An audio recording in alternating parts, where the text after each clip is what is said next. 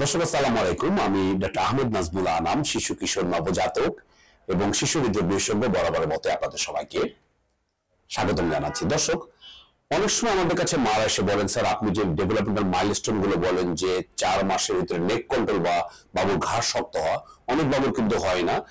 সেটি যদি না হয় তখন তো ভয় লাগে।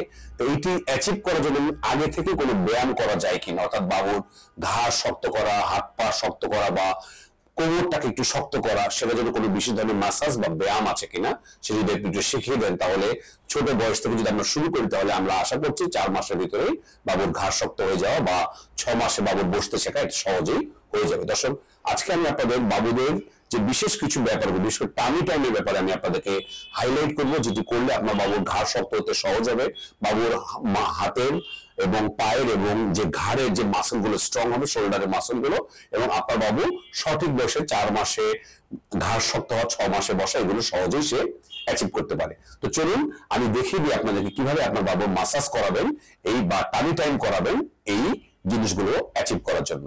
তো আমাদের কাছে আজকে একটি পুতুল আছে, আমি আপনারা দেখতে পাচ্ছেন। আমি পুতুলটার উপরই দেখাবো। বুঝতে পারছেন যে যদি সত্যি করে বাবুকে নিতাম হয়তো কান্নাকাটির জন্য আপনাদেরকে আমি বোঝাতে পারতাম না। তো এরকম ভাবে যদি হয় তাহলে টামি টাইম জিনিসটা আমরা দেখাচ্ছি, আপনারা দেখতে পাচ্ছেন। নর্মালি তো বাবুরা এইভাবে শুয়ে থাকে। টামি টাইম হলে আমরা বলবো 2 মাস হলেই, আপনার বাবু যখন বয়স জন্মের পর 2 মাস হবে, আপনার বাবুকে আপনি বুকের কাছে এভাবে উল্টে শুয়ে দেবেন, যাতে তার ঘাড় শক্ত, মানে নাকটা আটকে না যায়, একটু মুখটা সরিয়ে রাখবেন, এই করে আপনি রাখবেন যাতে আপনার বাবু মাথাটা তোলার চেষ্টা করে। তাহলে এটাকে আমরা টামি টাইম বলি, অর্থাৎ বুকের উপর শুয়ে দেবেন এবং বাবু নিজেই চেষ্টা করবে একটু মাথাটা তোলার জন্য, তাতে তার কি হবে, তার ঘাড়ের মাংস এবং শোল্ডারের মাংস এবং হাতের পেশিগুলো একটু শক্ত হওয়া শুরু করবে এবং সহজেই তাদের আস্তে আস্তে সে 4 মাসের ভিতরে নেক কন্ট্রোল করতে পারে। তাহলে এটি হচ্ছে টামি টাইম, যেটি বাবুর ঘাড় শক্ত হওয়ার জন্য দিই।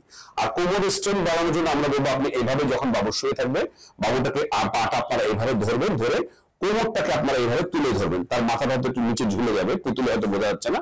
আমরা বলবো তলায় ধরে আপনি কিছুক্ষণ 8-10 সেকেন্ড আমরা বলবো 1 2 3 4 5 6 7 8 9 10 এরকম ছেড়ে দেবো। আবার 1 2 3 4 5 6 7 8 9 10। এটা কি হবে, এখানে তার নেক কন্ট্রোল বা ঘাড় শক্ত হতে সহজ হবে, তার শোল্ডারের মাসল গুলো শক্ত হবে এবং তার কোমরটাও শক্ত হবে।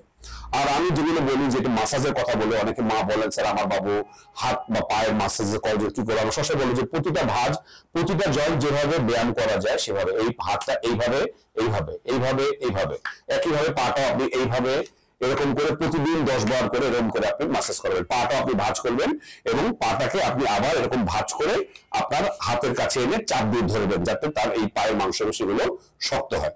তাহলে আমি মনে করছি এই টামি টাইম ব্যাপারটা খুবই গুরুত্বপূর্ণ। দর্শক, এই ব্যায়ামগুলো যদি আপনি করাতে পারেন তাহলে যে নেক কন্ট্রোল বা ঘাড় শক্ত হওয়ার ব্যাপারে যে সমস্ত প্রবলেম আপনি ফেস করছেন, সেটা আপনি যদি 2 মাস বয়স থেকে এই টামি টাইম করেন, এই মাসাজ গুলো করান বাবুকে, তাহলে কিন্তু দেখবেন বাবু খুব সহজেই এই মাইলস্টোন গুলো অ্যাচিভ করেছে। আমি মাইলস্টোন গুলো নিয়ে আমি আপনাদের অনেক ভিডিও দিচ্ছি, 4 মাসে কি হতে পারে, 6 মাসে কি হতে পারে, আমি এই ব্যাপারে আপনাদের বিভিন্ন ভাবে আপডেট করছি এবং আশা করছি আমি প্রায় 3 থেকে 4 বছর পর্যন্ত একটা বাবুর কিভাবে মাইলস্টোন কোন বয়সে কি হওয়া উচিত সেটি আমি আপনাদেরকে জানিয়ে দেবো, যাতে আপনারা সিদ্ধান্ত নিতে পারেন আপনার বাবুর মাইলস্টোন ডিলে আছে কিনা এবং প্রয়োজনে ডাক্তারের সাহায্য নিতে পারেন। তো দর্শক, এই ম্যাসাজের ব্যাপারগুলো আপনারা মাথায় রাখবেন, এই ব্যায়ামগুলো কিন্তু অত্যন্ত জরুরি, এটি আপনার বাবু ফিজিক্যাল পাশাপাশি মেন্টাল ডেভেলপমেন্টে কিন্তু সাহায্য করবে। আজ এ পর্যন্তই, পরে নতুন কোনো টপিক নিয়ে আবার হাজির হব। সেই পর্যন্ত বরাবরের মতোই আল্লাহ হাফেজ।